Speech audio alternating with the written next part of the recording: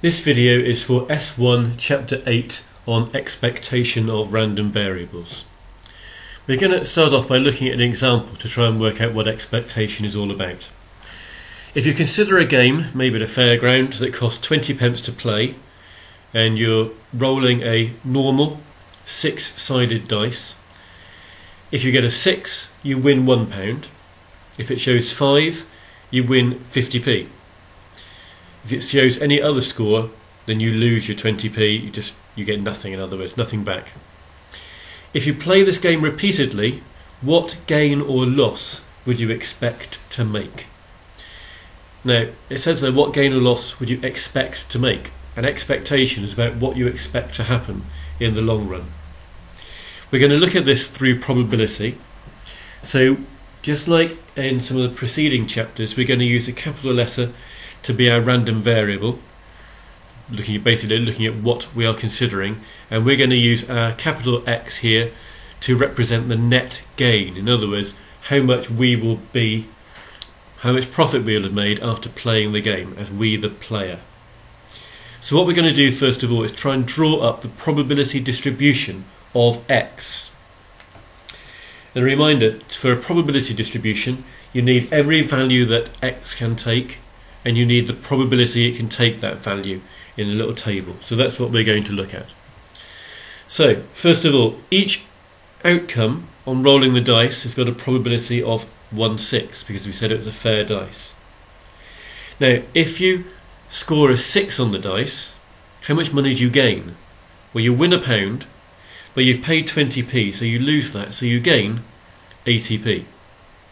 If you score a 5, well, you win 50p, but you've paid 20p, so your net gain is the difference between your winnings and how much you paid to start with. That's 30p.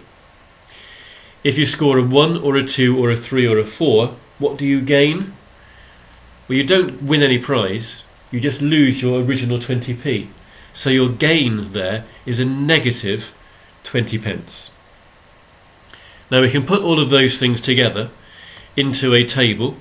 We have all the values that X can take, and net gain could be 80p for getting a 6, 30p for getting a 5, and those minus 20s are there if we got a 4, a 3, a 2 and a 1. And we worked out their probabilities.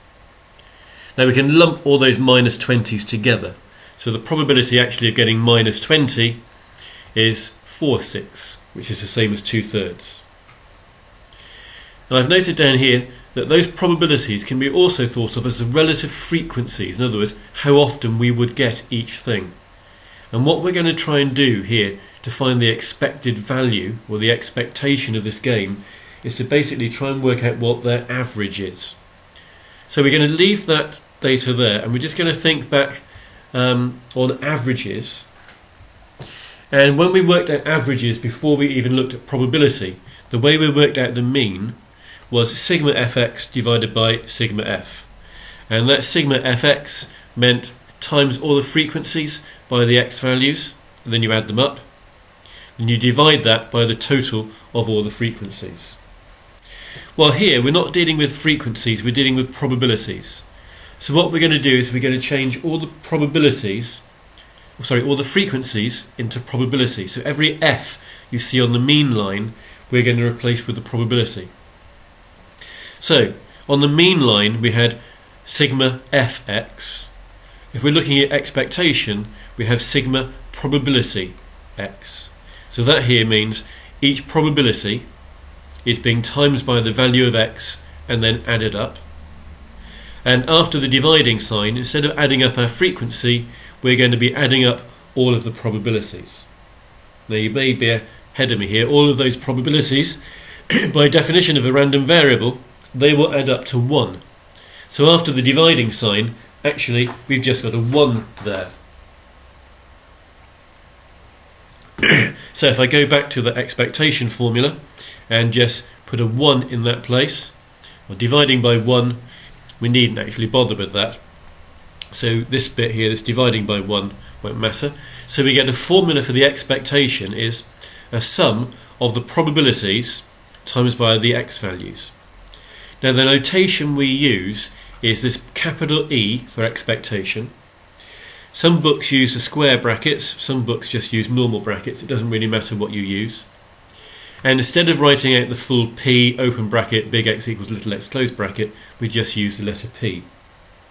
So that gives us a little succinct formula, compact formula for working out the expectation of a random variable. The expectation, which is the expected value that we would get on average in the long run, is the sum of each probability times by its x value. So you multiply each probability by the value it's associated with and you add these up. So if we do that on an example, well, previously we had this probability distribution. We've now got our formula for working out the expectation of x, which is here our net gain. So I've got to times each probability by its x value. So I've got to times 1/6 by 80, 1/6 by 30, and 2/3 by minus 20, and then add those all up. So that's the sum we've just said. If you add those all up, you get an answer of 5, and the units we were using was pence. So that means the expected value of this game is 5 pence. But what does that actually mean? Well, it means if we play this game over and over again, in the long run, we would expect to make, on average, 5 pence profit per game. So it's worth playing, because you would expect to make money. Every time you played it, you would expect, on average, to win 5p. So if you played it 10 times, you'd expect, on average, to win 50p. Now, anybody running this sort of game, well, they're a bit stupid, because they're just losing money. I'm just going to show you a definition of expectation. It actually came from the BBC website. Expectation in statistics is about taking a long-term view of average likelihood. The lottery company expects, over the long term, a certain average weekly win for themselves. Insurance companies expect an average rate of claims. Investment companies expect an average return on their portfolios. An expectation theory is a way of giving a measure to our long-term expected outcomes of uncertain events. It's basically looking at the long-run average you would expect to get. And just talking about the lottery, different people have different views on the lottery. Here's a quote. Some people say that lottery is a tax on stupid people, and someone may prefer to think of it as a tax for people who never stop dreaming. Because if you play the lottery, you do not expect to make a profit in the long run. Camelot, the operator of the lottery, they expect to make a profit in the long run, which means the punters, the people who buy the tickets, expect to make a loss. But the pound they're paying each week, well, hopefully they think it is worth the excitement of getting that ticket and the possibility of winning big time. But generally, you can expect to lose money in the long run if you play the lottery. So we look briefly here at expectation. There's another thing that also comes up in this chapter. As well as expectation, there's something called the variance. Now, if you think back to when we were working out means and standard deviations, well, the standard deviation was the square root of the variance. So if you've got a data set, looking back to our data analysis, the mean was a measure of central tendency, basically where things are centred around, and the variance, well, that was a measure of spread. And just as you can have the variance for a set of data, you can also have variance for probability. So there's the formula for variance from a set of data.